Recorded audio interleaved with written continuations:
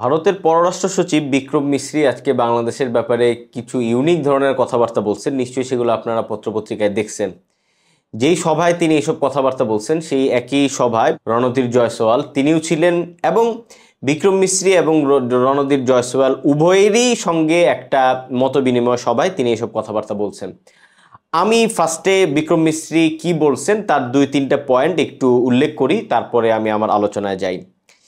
তিনি যেটা বলছেন যে অন্যান্য সব দেশই যেরকম বাংলাদেশের ব্যাপারে এখন বলতেছে যে বাংলাদেশে সবাই একটা সুষ্ঠু সুন্দর নির্বাচন চায়, তো ভারত তো এইরকমের একটা কথা বলতেছিল।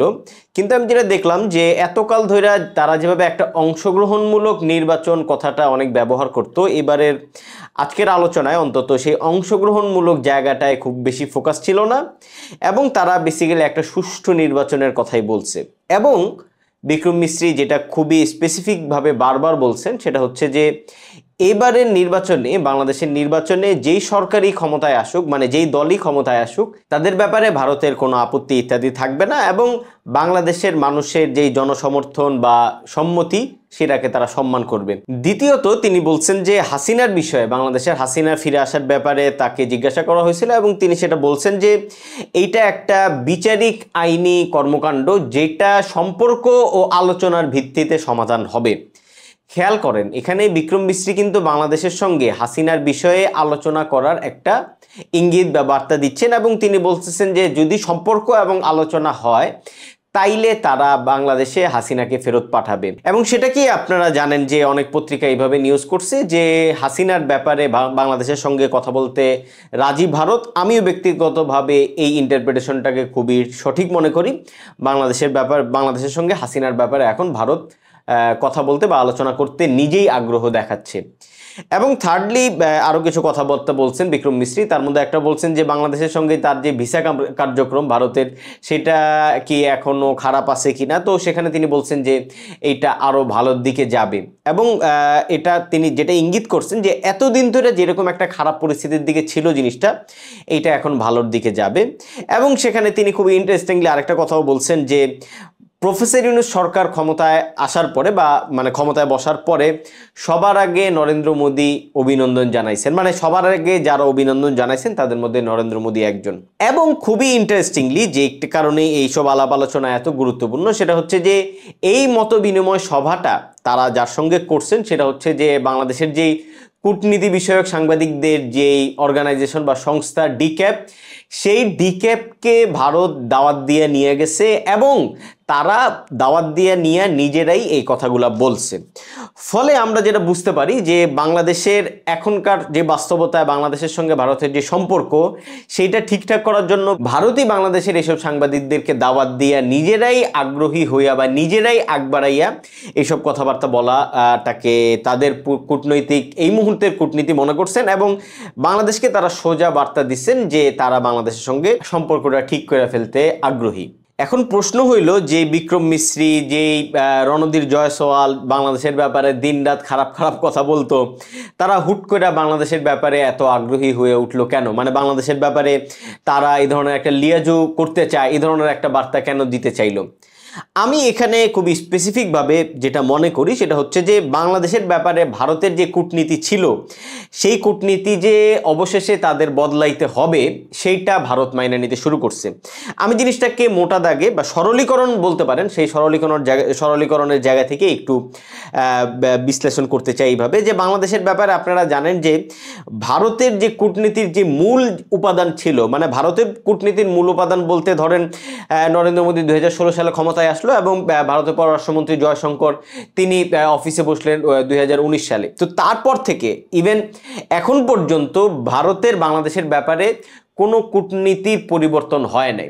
তাদের কূটনীতির যে প্রধান উপাদানটা ছিল যে হাসিনারকে তারা এক ধরনের বিশেষ গুরুত্ব দিবে এবং হাসিনার মাধ্যমে এখানকার যা যা দরকার বাংলাদেশের থেকে উঠায় নেওয়া সেগুলো তারা উঠায় নেওয়ার চেষ্টা করবে। এবং আপনারা জানেন যে বাংলাদেশে ট্রানজিট ইত্যাদি যত ধরনের জিনিসপত্র, ইভেন পদ্মা সেতু পর্যন্ত, আমি মনে করি যে পদ্মা সেতু সবচেয়ে বেশি লাভবান কিন্তু আসলে ইন্ডিয়াই টেকনিক্যালি হওয়ার ছিল।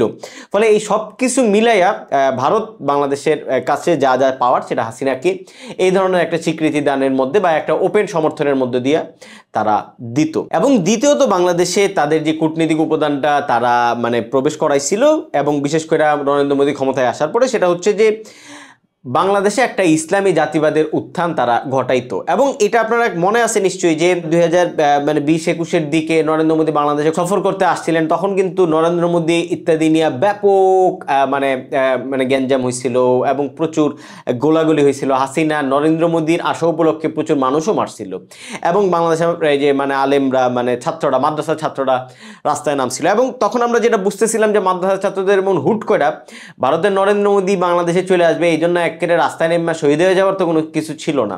তখন আমরা যেটা বুঝছিলাম যে এটা হাসিনাই বেসিক্যালি এই মাদ্রাসার ছাত্রদেরকে নামাইছিল এবং এইটা হাসিনার সঙ্গে তাদের একটা মানে পারস্পরিক লেনদেনই ছিল যে বাংলাদেশে একটা ইসলামী জাতিবাদের উত্থান হবে। সেইটা বেসিক্যালি কূটনৈতিকভাবে ভারতের বর্তমান যে সরকার, বিজেপি সরকার, তাকে লাভবান করবে। তো যেটা ইন্টারেস্টিং ব্যাপার সেটা হচ্ছে যে 5ই আগস্টের পরে যখন ক্ষমতার বদল হইল, হাসিনাকে ভারত নিয়ে গেল, তারপরেও আপনারা খেয়াল করবেন যে ভারতের বাংলাদেশের ব্যাপারে এই দুই কূটনৈতিক যেই রাস্তা বা অবলম্বন সেইটা তারা পরিবর্তন করে নাই।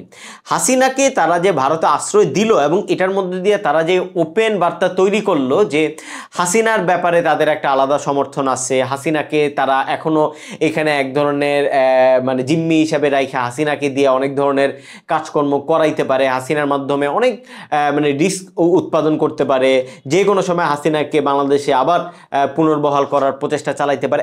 এখনো সেই হাসিনাকে দিয়ে এক ধরনের একটা কূটনৈতিক প্রেশার তারা দিয়ে যাওয়ার চেষ্টা করতেছিল।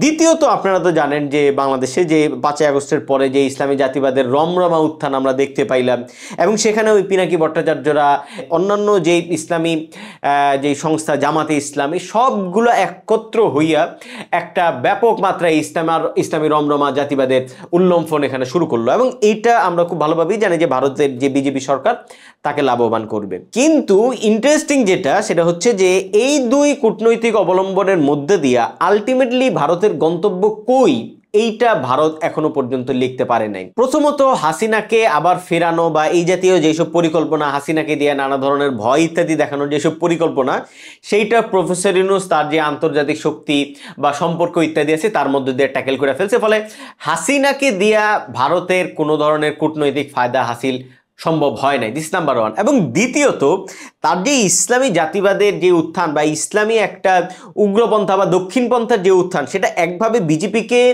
লাভবান করবে তা ঠিক, কিন্তু এইটাকে যদি ফাইনালি তারা কন্ট্রোল করতে না পারে এবং ফাইনালি যদি জামাতে ইসলাম মানে ক্ষমতায় চলেই যায় এবং জামাতে ইসলাম ক্ষমতায় চলে যাওয়ার পরে জামাতে ইসলাম যদি এই ধরনের মিডল ইস্ট ভিত্তিক এই জাতীয় সংগঠনগুলোর সঙ্গে সম্পর্ক বাড়ায়, সেক্ষেত্রে কিন্তু এই টোটাল বাস্তবতায় মানে এটার পুরো মানে এই ক্ষেত্রটাই আসলে আমেরিকার ফরে চলে যাবে। ফলে ভারত যে এখানে একটা চূড়ান্ত ইসলামী রমরমা দক্ষিণপন্থার উত্থান ঘটায় দিবে, সেটাও আলটিমেটলি ভারতকে বড় কিছু দিবে না। ফলে এই যে একটা কূটনৈতিক তাদের সামনে একটা অন্ধকার অবস্থা তৈরি হলো, একটা কানাগলির মধ্যে তারা পড়ে গেল, আমি মনে করি বেসিক্যালি এই জায়গাটা উত্তরানোর জন্য ভারত আসলে তার জায়গাটা পরিবর্তন করতে বাধ্য হইতেছে। আপনারা একটা জিনিস খেয়াল করেন যে নির্বাচন যে হবে আগামী ফেব্রুয়ারিতে, এই ব্যাপারে এই দেশ সেই দেশ, ইউরোপীয় ইউনিয়ন, জাতিসংঘ, যুক্তরাষ্ট্র, ইভেন আরও ছোট ছোট দেশ সবাই কথাবার্তা বলতেছে, কিন্তু ভারত এই বিষয়ে কিছুই বলতেছে না। মানে বাংলাদেশের ব্যাপারে তাদের যে পুরান কূটনীতি, চুপ হয়ে বসে থাকবে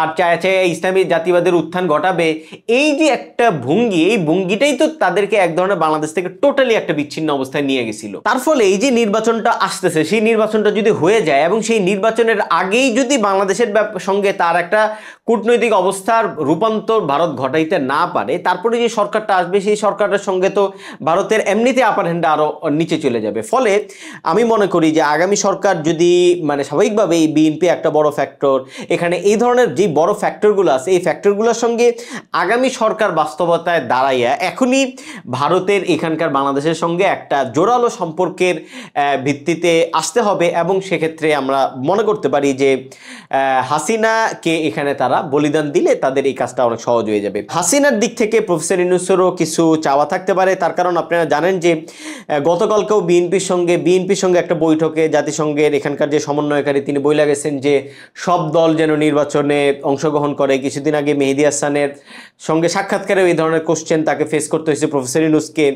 অন্যদিকে আপনারা জানেন যে এই মুহূর্তেই সে সম্ভবত মেহেদী হাসানের সেই সাক্ষাৎকারের প্রভাব বা ইত্যাদি সবকিছু মিলে আন্তর্জাতিক একটা চাপ থাকার কারণেই সম্ভবত আপনারা জানেন যে অলরেডি আন্তর্জাতিক অপরাধ ট্রাইব্যুনালে কিন্তু দল হিসাবে আওয়ামী লীগের বিচারের কার্যক্রমটা আগাচ্ছে।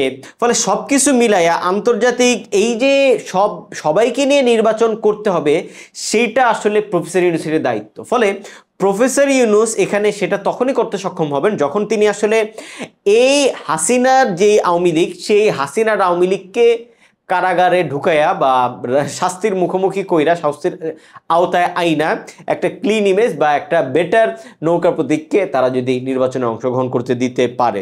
এবং সেক্ষেত্রে ভারতের এখানে যদি বলিদান দেয় হাসিনাকে, সেক্ষেত্রে ভারতের ব্যাপারে বাংলাদেশ বা প্রফেসর ইউনূসের সরকার সম্পর্ক করতে আগ্রহী হবে। এবং এই এক্সচেঞ্জ প্রোগ্রামের মধ্য দিয়ে আমরা বলতে পারি যে ভারতের সঙ্গে বাংলাদেশের সম্পর্ক আবার পুনরায় নবায়ন হইতে পারে।